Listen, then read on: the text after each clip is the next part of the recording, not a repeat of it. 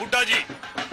इधर देख सकते हैं लगातार जश्न का माहौल है, ढोल नगाड़े भी बज रहे बिल्कुल। हैं। एक तमन्ना के पास इस वक्त एक बड़ी खबर आ रही है, तमन्ना को रुख करते हैं, सीधे ब्रेकिंग सेंटर चलते हैं, जानते हैं उनके पास क्या बड़ी खबर है। तमन्ना बताइए क्या ब्रेकिंग न्यूज आपके पास? खबर आ रही है जहां पर आपको नू के बारे में बता दूं, नू से बीजेपी इस वक्त आगे चलती हुई दिखाई दे रही है। देखिए महत्वपूर्ण विधानसभा क्षेत्र नू, और नू के साथ ही ये भी साफ हो जाता है कि आखिरकार सांप्रदायिक तनाव के बाद किसको लोग चाहते हैं।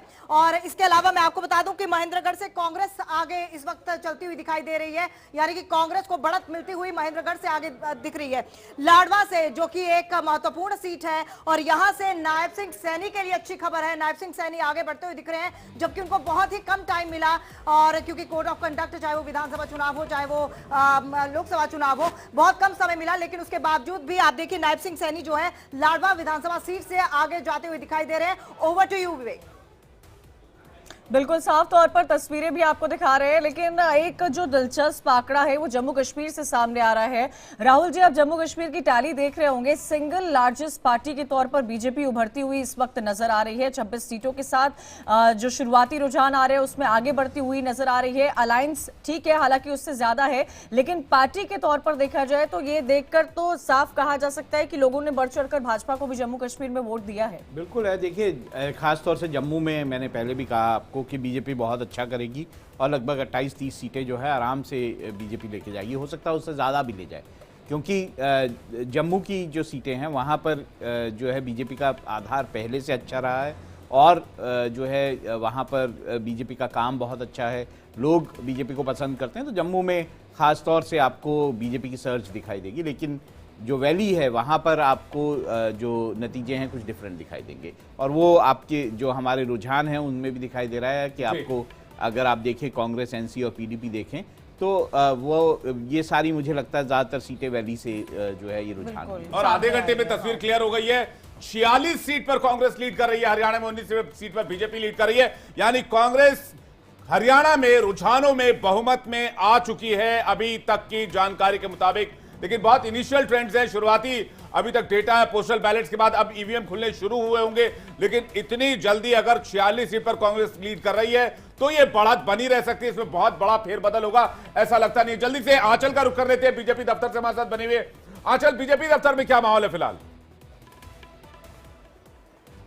देखिए बीजेपी दफ्तर में उतना अभी उत्साह का कोई माहौल नहीं है फिलहाल। देखिए सन्नाटा पसरा हुआ है। हाँ, इतना जरूर है कि लगातार जो नेता है वो ये कह रहे हैं कि अभी इंतजार करना चाहिए, क्योंकि अभी ईवीएम में काउंटिंग होनी बाकी है, और उसी पर देखिए सबकी नजरें बनी हुई हैं। और जैसा कि लगातार उनका यही कहना है कि हरियाणा में भी वो लीड करेंगे, लेकिन जो रुझान आ रहे हैं वो रुझान कहीं ना कहीं देखिए बिल्कुल अलग है। अब ये देखना होगा कि बीजेपी के नेताओं की जो बातें हैं या रुझान है क्या वो वाकई में मैच कर पाते हैं, क्योंकि अभी ईवीएम की जो गुल्लकें हैं, मशीन की जो गुल्लक है वो खुलना बाकी है। फिलहाल यहाँ पर देखिए कोई ढोल ताशे उस तरीके की तस्वीरें नहीं है, मिठाई भी नहीं बांटी जा रही है। फिलहाल इंतजार किया जा रहा है दोपहर तक का, क्योंकि 11 बजे के बाद शायद यहाँ की कुछ तस्वीर जो है बदलती नजर आए। क्योंकि जम्मू कश्मीर में देखिए जिस तरह से निर्दलीय भी एक कह सकते हैं कि किंग मेकर की भूमिका में नजर आ सकते हैं, तो ऐसे में देखिए जम्मू कश्मीर से जरूर ये उम्मीद लगाई जा रही है, भाजपा भी उम्मीद लगा रही है कि वहां पर कुछ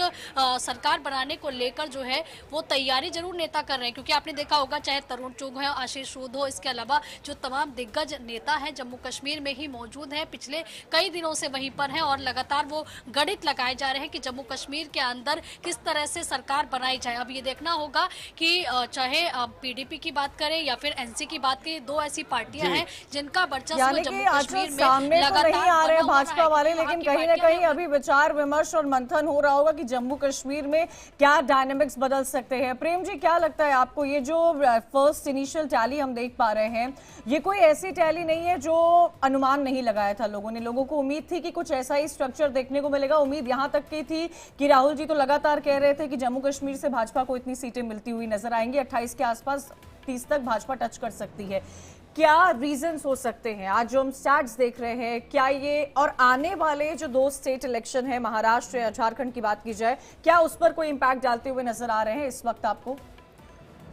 देखिए चुनाव नतीजों का असर तो आने वाले चुनाव में निश्चित रूप से पड़ेगा। कोई भी पार्टी जीतती तो उसके हिसाब से पड़ेगा। होनी चाहिए ट्रांसपेरेंसी की, हम उम्मीद क्यों ना रखें? जमहूरियत में बिना ट्रांसपेरेंसी के क्या फायदा? जो भी होगा वो ट्रांसपेरेंट तरीके से होना चाहिए और लोगों का जो